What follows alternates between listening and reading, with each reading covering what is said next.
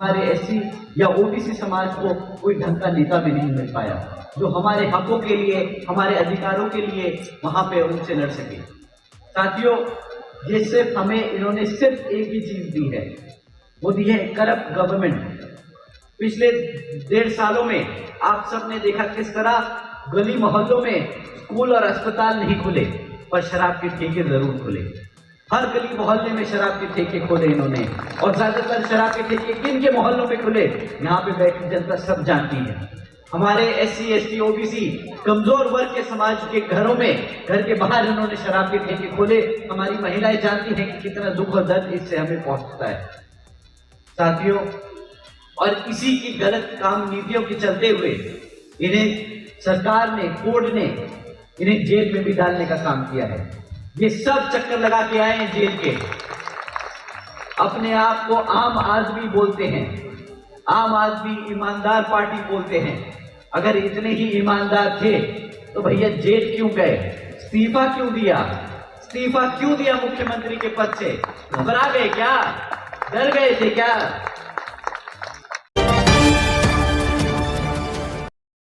साथियों, फिर ये बोलते हैं कि हम दिल्ली को सिटी ऑफ लेक्स बनाएंगे, बहुत सारी यहाँ पे तालाब बनाएंगे, सिटी ऑफ लेक्स। परंतु हर बारी जब बारिश होती है तो सिटी ऑफ लेक्स अपने आप ही बन जाता है, क्योंकि ना केजरीवाल जी आज तक यहाँ पे पक्की सड़कें दे पाए, ना यहाँ पर सीवेज सिस्टम दे पाए, और जिसके चलते हुए जब जब बारिश होती है तो हमारी सड़कें पानी से भर जाती हैं, हमारी गली मोहल्ले पानी से डूब जाते हैं। परंतु उस वक्त केजरीवाल जी बारिश के मौसम में बाहर नहीं निकलते। बारिश खत्म होने के बाद जब सब बर्बाद हो जाता है तब फिर आगे निकल के एक नया ख्वाब दिखाते हैं कि हम सिटी ऑफ लेक्स बनाएंगे, हम पक्की सड़कें बनाएंगे, परंतु करने को काम कुछ नहीं है इनके पास। आप इनसे कभी सवाल कर दो कि केजरीवाल जी आपने क्यों पक्की सड़कें नहीं बनाई, क्यों यहाँ पर आपने इलेक्ट्रिसिटी की वायर्स अंडरग्राउंड नहीं करी, क्यों आप साफ पानी नहीं दे पाए, तो उनके पास एक ही बहाना होता है कि जी एलजी ने काम नहीं करने दिया। यहाँ पे जो एलजी हैं वो हमें काम नहीं करने देते। जिम्मेदारी से पल्ला झाड़ना कोई इनसे सीखे साथियों। हर बात पे इनके पास कोई ना कोई जवाब रहता है। हर बात के लिए ये या तो कांग्रेस को कोसेंगे, या तो बीजेपी को कोसेंगे, नहीं तो एलजी को कोसेंगे। साथियों, केजरीवाल जी ने तो ये भी वादा किया था कि वो यमुना को साफ करके यहाँ पर आप लोगों के साथ 5 साल बाद डुबकी लगाने का काम करेंगे। ना तो यमुना साफ हो पाई और ना केजरीवाल जी कभी वहां पे डुबकी लगाने जाएंगे। परंतु ये एक वादा जरूर करते आए। इन्हें बहुत अच्छा लगता है, अपने गर्व से बताते हैं कि भाई मैं तो केजरीवाल हूँ, मैं तो IRS से रिटायर्ड ऑफिसर हूँ, मैं एक चार्टर्ड अकाउंटेंट हूँ, मुझे हिसाब किताब तो आता है, मैं दिल्ली को कभी भी घाटे में नहीं आने दूंगा, मैं दिल्ली की अर्थव्यवस्था को अच्छे से मैनेज करके रखूंगा, यहाँ पे मुफ्त बिजली दूंगा, मुफ्त पानी दूंगा, और उसको जस्टिफाई किया अपनी डिग्रियों से। परंतु आज केजरीवाल जी की हकीकत ये है कि 31 साल बाद, 31 सालों में पहली बार दिल्ली घाटे में जा रही है। और जब आप इनसे सवाल करेंगे कि दिल्ली घाटे में क्यों है, तो इनके पास फिर से कोई जवाब नहीं होगा। फिर से ये बोलेंगे कि एलजी ने हमें ये नहीं करने दिया, वो नहीं करने दिया, इस कारण हम रेवेन्यू नहीं जनरेट कर पाए। परंतु साथियों, ये आप सब जानते हैं कि जिम्मेदारी से पल्ला झाड़ने का काम वही लोग करते हैं जिनकी नियत नहीं होती काम करने की, जो काम करना नहीं चाहते। और साथियों, उन्होंने क्या वादा किया था? बच्चों को पढ़ाई लिखाई देंगे, युवाओं को रोजगार देंगे, यहाँ पे साफ पानी देंगे, पक्की सड़कें देंगे। आज एक भी काम पूरा नहीं किया। इन्होंने दिए तो सिर्फ बहाने पिछले 11 सालों में हमारी जनता को। साथियों, इन्होंने सिर्फ एक वादा पूरा किया, कहा कि मैं 200 यूनिट बिजली दूंगा, और वो 200 यूनिट बिजली दी मुफ्त में। परंतु आप जानते हैं उसकी कीमत आप लोगों ने क्या चुकाई? वो सिर्फ मात्र 200 यूनिट बिजली की कीमत 600 रुपए होती है। और मैं यहाँ जानता हूँ कि सब हमारे बहुजन समाज, SC समाज और ST समाज, OBC समाज के सभी लोग इतने तो सक्षम हैं कि वो 600 रुपए की भीख नहीं मांगेंगे, अपने हकों के लिए लड़ना जरूर जानते हैं।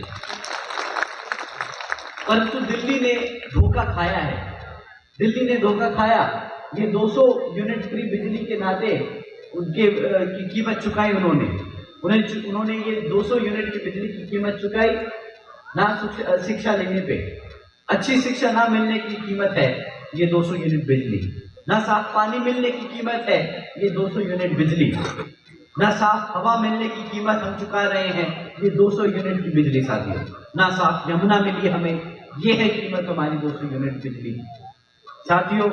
इतना ही नहीं बल्कि इनकी सरकार के चलते हुए हमारे एससी या ओबीसी समाज को कोई ढंग का नेता भी नहीं मिल पाया जो हमारे हकों के लिए, हमारे अधिकारों के लिए वहां पे उनसे लड़ सके साथियों। ये सिर्फ हमें इन्होंने सिर्फ एक ही चीज दी है, वो दी है करप्ट गवर्नमेंट। पिछले 1.5 सालों में आप सबने देखा किस तरह गली मोहल्लों में स्कूल और अस्पताल नहीं खुले पर शराब के ठेके जरूर खुले। हर गली मोहल्ले में शराब के ठेके खोले इन्होंने, और ज्यादातर शराब के ठेके किन के मोहल्लों में खुले यहाँ पे बैठी जनता सब जानती है। हमारे एससी एसटी ओबीसी कमजोर वर्ग के समाज के घरों में, घर के बाहर इन्होंने शराब के ठेके खोले। हमारी महिलाएं जानती हैं कि कितना दुख और दर्द इससे हमें पहुंचता है साथियों। और इसी की गलत काम नीतियों के चलते हुए इन्हें सरकार ने, कोर्ट ने इन्हें जेल में भी डालने का काम किया है। ये सब चक्कर लगा के आए हैं जेल के। अपने आप को आम आदमी बोलते हैं, आम आदमी ईमानदार पार्टी बोलते हैं। अगर इतने ही ईमानदार थे तो भैया जेल क्यों गए, इस्तीफा क्यों दिया?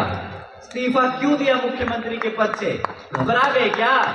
डर गए थे क्या? वैसे तो मंचों से प्रेस कॉन्फ्रेंस करके दुनिया जहां के वादे ठोकते हैं। 2100 रुपए ले लो महिला सहयोग में, महिलाओं को मुफ्त में बस में घूमने का मौका देंगे, तीर्थ यात्रा कराएंगे, मुफ्त में बिजली देंगे, शिक्षा देंगे। ये दुनिया जहां के वादे तो किए, परंतु हकीकत क्या है? आज भी आप जहरीली हवा के बीच में रह रहे हैं। आज भी आपके बच्चे पढ़ लिख नहीं पा रहे। अगर आप अपने बच्चों की शिक्षा के लिए सवाल करेंगे तो इनके पास जवाब नहीं होगा साथियों। ऐसे सरकार नहीं चलाई जाती। इन्होंने तो मौका भी मिला, इनको मौका मिला हमारे एससी एसटी ओबीसी समाज के लोगों को वो पद देने का और उन्हें काम करने देने का मौका मिला। जब ये लोग, इनके उप मुख्यमंत्री और मुख्यमंत्री दोनों जेल में थे तो इन्हें नया मुख्यमंत्री और उप मुख्यमंत्री नियुक्त करना था।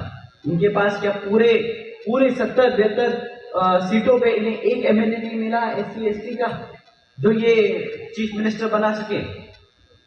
आप ही बताइए, क्या आपको मिला दिल्ली का एससी या एसटी ओबीसी समाज से चीफ मिनिस्टर? हाथ उठा के बताइए, मिला कि नहीं मिला? नहीं मिला ना। ऐसा तो है नहीं कि आम आदमी पार्टी से कोई एससी या एसटी या ओबीसी समाज से नेता चुन के ना गया हो विधानसभा में। गए थे, परंतु क्यों केजरीवाल जी ने हमारे समाज से किसी को भी उप मुख्यमंत्री या मुख्यमंत्री नहीं बनाया? ये भी एक बहुत बड़ा सवाल है जिसका जवाब आप आने वाले विधानसभा में वोट सही पार्टी को डालकर देने का काम करेंगे साथियों। मैं आप लोगों के बीच में स्पष्ट कर देना चाहता हूं कि केजरीवाल जी एससी ओबीसी विरोधी हैं, आरक्षण विरोधी हैं और बाबा साहब विरोधी हैं। क्योंकि साथियों, केजरीवाल जी की ही वो आम आदमी पार्टी है जिसने सुप्रीम कोर्ट में एससी एसटी रिजर्वेशन में सब क्लासिफिकेशन की याचिका लगाई थी। आप सब जानते हैं कि आदरणीय बहन कुमारी मायावती जी ने आपको सब कास्ट कैटेगराइजेशन के बारे में समझाया है, इससे हमारे समाज को किस तरह बांटने का काम किया जाएगा। और इसकी याचिका ये आम आदमी पार्टी ने लगाई, ये अरविंद केजरीवाल जी ने लगाई है। ये चाहते हैं कि हमारा समाज बंटकर कटकर आपस में लड़ झगड़ कर रह जाए, कभी तरक्की ना करे, कभी सवाल ना करे कि हमारे बच्चों की शिक्षा का अधिकार कहाँ है, हमारे युवाओं का रोजगार का अधिकार कहाँ है। साथियों, ये नहीं चाहते कि हमारा समाज अपने पैरों पर खड़ा हो जाए। परंतु साथियों, मैं आपसे फिर कहता हूं कि केजरीवाल जी एससी ओबीसी विरोधी हैं, आरक्षण विरोधी हैं और बाबा साहब विरोधी हैं।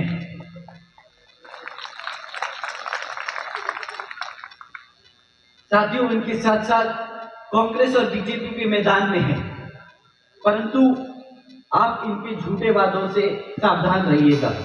जी, बीजेपी और कांग्रेस दोनों ही सरकारें कई राज्यों में चल रही हैं। इनकी इस पार्टियों की सरकारें कई राज्यों में चल रही हैं। और अगर आप इनका काम पूछें तो इनके पास भी कुछ आपको बताने को नहीं होगा खास।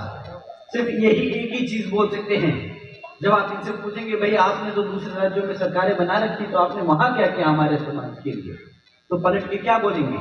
मुफ्त में राशन ले लो, मुफ्त में बिजली ले लो, मुफ्त में पैसे ले लो। इनके पास सिर्फ यही देने को रह गया है। आपको पैसा, बिजली, खाना, राशन मुफ्त में देने का काम रह गया है। पर आप कभी इनसे पूछेंगे कि भाई मेरे बच्चों के लिए तुमने पढ़ाई लिखाई के लिए काम किया क्या? आपने हमारे बच्चों के लिए स्कूल बनाए? आपने उन स्कूलों में क्या टीचरों की भर्ती करी? क्या रिजर्वेशन जो बाबा साहब ने हमें संविधान में दिया है उसको पूरे तरीके से इंप्लीमेंट किया?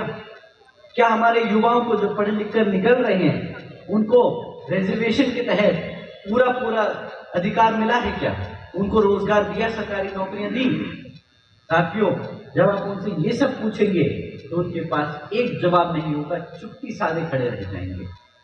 केंद्र की भाजपा सरकार अभी कुछ दिन पहले यहाँ पर आकर दिल्ली में जे कॉलोनी के जितने भी सब लोग थे उनको फ्लैट देने का काम कर रही थी। मैं इनसे पूछना चाहता हूं कि आपको हमारे जे कॉलोनी के लोग 5 साल में एक बार याद आते हैं? जब चुनाव सर पे होता है दिल्ली में, तब इन्हें झुग्गी झोपड़ी की कॉलोनियां याद आती हैं जहां पर लोग 5 साल तक सर्दी में ऐसी ठुठुरते हैं, बरसात में पानी की बाल्टियां रखते हैं ताकि पानी टपकता है जब छत से, है? जब सड़क पे पानी भर जाता है तो कीचड़ में आना जाना करते हैं। इन्हें तब याद नहीं आती, परंतु आप जब आपका वोट चाहिए, जो आपको बाबा साहब की देन है, जब उनको वोट चाहिए आपका, तब इन्हें जे कॉलोनी के लोग याद आ रहे हैं। साथियों, कांग्रेस की भी यही हालत है। ये तो बीजेपी के हाल थे, कांग्रेस भी इसी तरह है। इनके बारे में अगर मैं आप लोगों के बीच में बात करूंगा तो इनका प्रचार हो जाएगा उल्टा। काम तो कुछ करते नहीं ये लोग। ये दोनों भाई आजकल फैशन खेल रहे हैं। कोई नीली साड़ी पहन के संसद में घुस जाता है तो कोई नीली टी शर्ट पहन के बाबा साहब का चित्र पकड़ के घूमते रहते हैं। परंतु इनसे कभी सवाल करें कि भाई तुम्हारे परिवार भारत की सत्ता में 70 साल से ज्यादा राज करे हैं, तब तुमने बाबा साहब और हमारे समाज के लिए क्या किया? क्या तुमने एक बार भी बाबा साहब की मांग को पूरा किया? यही वो पार्टी है जिसने बाबा साहब को मजबूर किया था रिजाइन करने से। जब वो संसद में पहुंचे तो इन्होंने ही मजबूर किया बाबा साहब को रिजाइन करने के लिए, क्योंकि काम नहीं करने देते थे बाबा साहब को। ये दोनों ही पार्टियां साथियों एक ही थाली के चट्टे पट्टे हैं। ये दोनों ही पार्टियां हमारे बाबा साहब के खिलाफ रही हैं। कांग्रेस सत्ता केंद्र की सरकार में रहकर इन्होंने कभी भी हमारे बाबा साहब का सम्मान नहीं किया। और ये सब आप सब जानते हैं साथियों कि बीजेपी ने पूरे देश में आग लगा दी थी जब आदरणीय बहन कुमारी मायावती जी ने और माननीय साहब श्री काशीराम जी के संघर्षों से बीएसपी ने बाबा साहब को भारत रत्न दिलवाया था। ये आप सब जानते हैं कि जिस दिन बाबा साहब को भारत रत्न दिया गया था तो इसके विरुद्ध में बीजेपी ने पूरे देश में आग लगाई थी। पूरे देश में वो नहीं चाहते कि हमारे बाबा साहब को सम्मान मिले, हमारा समाज अपने पैरों पे खड़ा हो। साथियों, ये चीजें हम ना भूले हैं और बीएसपी आदरणीय बहन कुमारी मायावती जी कभी भूलने नहीं देगी ये सब बातें। साथियों, एक तरफ ये बीजेपी, कांग्रेस, आम आदमी पार्टी की सरकारें हैं जो आपको सिर्फ मुफ्त में राशन देने का काम करती हैं, मुफ्त में बिजली देने का काम करती है, परंतु आपको शिक्षा, रोजगार देने का काम नहीं करती। आपको पता है हमारी माताएं बहुत बखूबी समझती हैं, हमारे बड़े बुजुर्ग बहुत अच्छे से समझते हैं और हमारे युवाओं को समझना चाहिए। जब भी आपको कोई चीज मुफ्त में मिले तो समझ जाइए कि आप उसकी कीमत अपने वोट से चुका रहे हैं। और ये हमारे बड़े बुजुर्ग जानते हैं कि दुनिया में कुछ मुफ्त में नहीं मिलता, कभी भी कुछ भी मुफ्त में नहीं मिलता। आप लोग जानते हैं, मेरे युवा साथियों को मैं खासतौर से ये समझाना चाहूंगा कि ये जो आपको मुफ्त में बिजली, राशन और मुफ्त में डेटा देने का काम कर रहे हैं ना, इसकी कीमत आपके माँ बाप चुका रहे हैं आज, और आगे जाके आपको भी चुकानी पड़ेगी। क्योंकि मुफ्त में जब चीज मिलती है जब आपको किसी चीज के लिए काम या मेहनत नहीं करना पड़ता तो आपको आदत पड़ जाती है बिना काम करे चीजों को लेने की। जब आप काम करेंगे नहीं, जब आप मेहनत नहीं करेंगे, जब आप पढ़ेंगे लिखेंगे नहीं, तो जब ये मुफ्त का राशन बंद कर देंगे, मुफ्त की बिजली बंद कर देंगे, आप तो अनपढ़ रह जाओगे, आप तो बेरोजगार रह जाओगे, तब कहां से घर चलाओगे। ये हमारे समाज को अंदर से खोखला करने की सोची समझी साजिश है साथियों। हमारे समाज के बच्चों को पढ़ाओ मत, लिखाओ मत, रोजगार मत दो, इन्हें मुफ्त में डेटा दो, इन्हें मुफ्त में राशन दो, इन्हें मुफ्त में बिजली दो, ताकि इन्हें लत लग जाए, मेहनत करने की आदत छूट जाए। नाकाबिल बनाना है बच्चों को तो मुफ्त में चीजों की लत लगा दो। साथियों, एक तरफ ये लोग हैं जो हमारे समाज को अंदर से खोखला कर रहे हैं, और दूसरी तरफ हमारी आदरणीय बहन कुमारी मायावती जी की नीतियां हैं, जिसकी तहत चलकर आदरणीय बहन कुमारी मायावती जी ने उत्तर प्रदेश में जो अपनी 4 बार सरकार बनाई, उसमें हमारे सब समाज के बच्चों को पढ़ा लिखाकर, मुफ्त में पढ़ा लिखाकर रोजगार देने का काम किया है। आप लोगों को जानकर हैरानी होगी कि आदरणीय बहन कुमारी मायावती जी ने सावित्रीबाई फुले बालिका शिक्षा योजना चलाई थी, जिसके तहत बहन जी ने 7 लाख से ज्यादा बच्चियों को 12वीं तक की शिक्षा मुफ्त में देने का काम किया था। ये मुफ्त की कीमत भी आदरणीय बहन कुमारी मायावती जी ने चुकाई है। 600 करोड़ से ज्यादा की लागत लगाई थी अपने बच्चों को पढ़ाने के लिए। साथियों, आपको मुफ्त में मिली, बट वो टैक्स पेयर्स ने 600 करोड़ रुपए दिए थे हमारे बच्चों को पढ़ाने लिखाने के लिए, न कि बिजली में। इन्हीं बच्चों को अपने पैरों पर खड़ा करके एक उज्जवल भविष्य देने के का काम किया आदरणीय बहन कुमारी मायावती जी ने। इतना ही नहीं साथियों, खाली बच्चों को पढ़ाने लिखाने का काम नहीं किया, इसके साथ साथ आदरणीय बहन कुमारी मायावती जी ने 6 engineering colleges, 2 homeopathic colleges, 24 polytechnic colleges, 2 paramedical colleges, 6 universities, 200 से अधिक इंटर डिग्री कॉलेजेस, 100 से अधिक ITI, 550 से ज्यादा हाई स्कूल और 5,500 से ज्यादा प्राइमरी स्कूल बनाने का काम किया था। इतिहास में पहली बार साथियों, इतना ही नहीं, इतिहास में पहली बार बहन जी ने सारे सरकारी हॉस्टल्स में भी गरीब वंचित समाज के बच्चों के लिए 27% आरक्षण का भी इंतजाम किया था, ताकि वो सब बच्चे रहकर पढ़ लिख सके। इतना ही नहीं साथियों, ये तो शिक्षा के क्षेत्र में काम किया बहन जी ने। आदरणीय बहन जी ने रोजगार के क्षेत्र में भी बहुत काम किया है। उन्होंने अपने 4 साल के शासनकाल में 90 से अधिक शिक्षकों को भर्ती किया, 1 लाख से अधिक सफाई कर्मचारियों को रोजगार देने का काम किया, 2 लाख से अधिक जवानों को पुलिस फोर्स में भर्ती किया, 30 लाख से अधिक हमारे अपर कास्ट समाज के सभी कमजोर भाइयों को, बेरोजगार भाइयों को सरकारी विभागों में विभिन्न नौकरियां देने का भी काम किया है। इतना ही नहीं साथियों, बल्कि बहन जी के शासनकाल के दौरान बसपा की सरकार के नेतृत्व में कृषि एवं संबंधित कार्यों में भी मिनिमम वेजेस को 55 रुपए प्रतिदिन से बढ़ाकर 100 रुपए प्रतिदिन करने का काम किया था। और अन्य पिछड़े वर्गों के लोगों की प्रीमियम लेयर की वार्षिक आय को भी 3 लाख रुपए से बढ़ाकर 5 लाख रुपए करने का काम किया। साथ ही साथ बहन जी ने गन्ना खरीदी के दामों को भी रातों रात दुगना कर दिया था।